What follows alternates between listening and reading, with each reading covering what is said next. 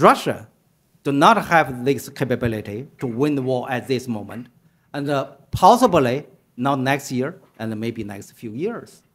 As long as the US and continue the huge scale of arms aid to Ukraine, more and more Europeans realize that the war cannot be ended in short term. But the policymakers, they pretend don't know, don't use the war compete each other. So I think this is a basic understanding. And that do not reduce the competition or the conflicts between China and the US in other fields. I think on American side, the leadership of Cold War generation will pass away very soon.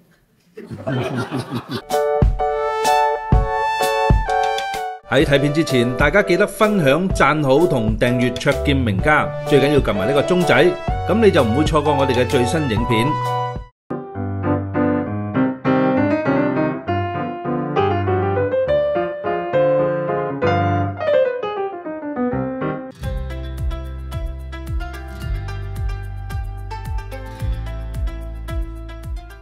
In most cases, people talking about this economy. How about the political aspect of the globalization?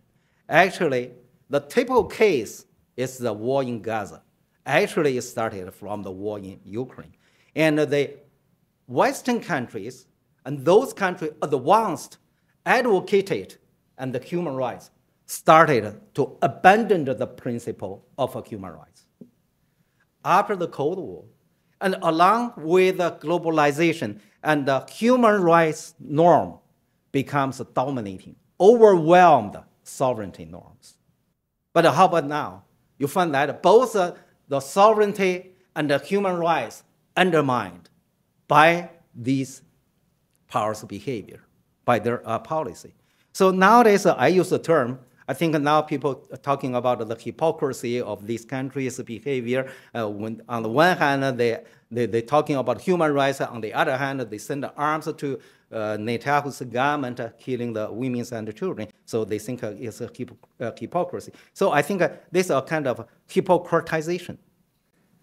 And politically, hypocratization means that violating the norm of both sovereignty and human rights.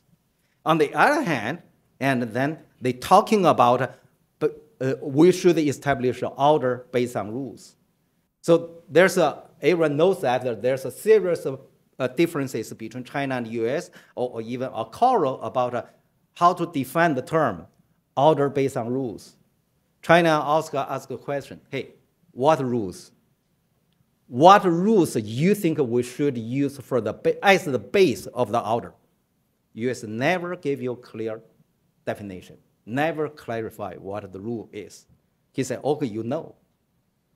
That means that they just selectively use the rules, and sometimes when they do not no longer respect or violate rules, they, hey, this is not the rules. We do not mean these rules. We mean that rules. So now that you see, actually, there's no rules governing major powers' behavior. I'm a correspondent with the New York Times.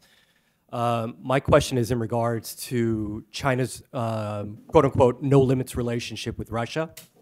Do you think this is an enduring relationship? Do you think China is stronger in the long run, getting closer with Russia, given that the war in Ukraine has undermined China's calls for sovereignty?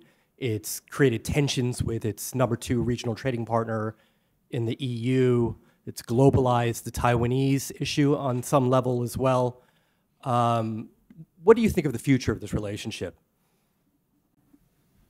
Well, I just returned from Europe, and through my visit, I find that, and the policymakers and have a different opinion from the public opinion on the war in Ukraine. And more and more Europeans realize that the war cannot be ended in short term. When I say short term, it doesn't mean this year. It could be last for a few years, maybe even longer. But the policymakers, they pretend don't know. But then you notice that, and European policymakers no longer use the term and help the Ukraine to win the war. They no longer use the term. They start to use the term, they cannot allow the European to lose the war. Okay. Actually, from my understanding, and Russia do not have this capability to win the war at this moment, and possibly not next year, and maybe next few years. As long as the U.S. and continue the huge scale of arms aid to Ukraine. So the war could be last continuously, undermine the capability, both Russia and the European states. And the U.S. possibly benefit from the war. Maybe I shouldn't argue in that way. And if you look at the real situation, the U.S. has benefited a lot from the war. And they sell more oils and make the Europeans rely on the U.S. and the distance from China. And the American reshaped the relationship with the traditional allies. And the concept of economic security tilt the balance between China and the U.S. toward the U.S. So by now, I cannot see any realistic reason for White House to stop the war in Ukraine. They will continue the war.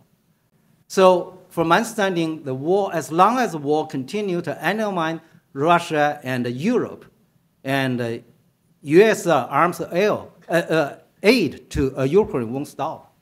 So how about China and the Russian relations?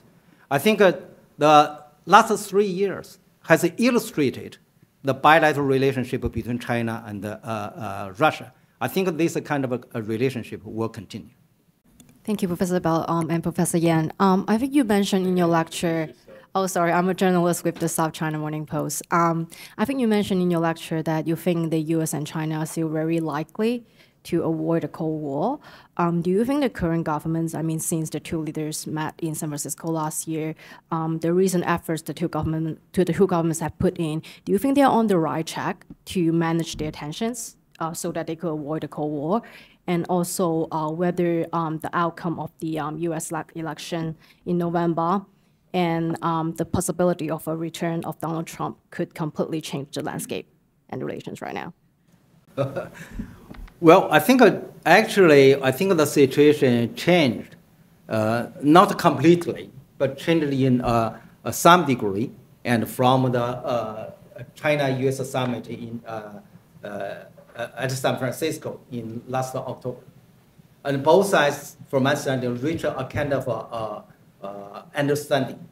And we will continue the competition, and possibly we use the term rivalry, but we should prevent war. And don't use the war to compete each other. So I think this is a basic understanding.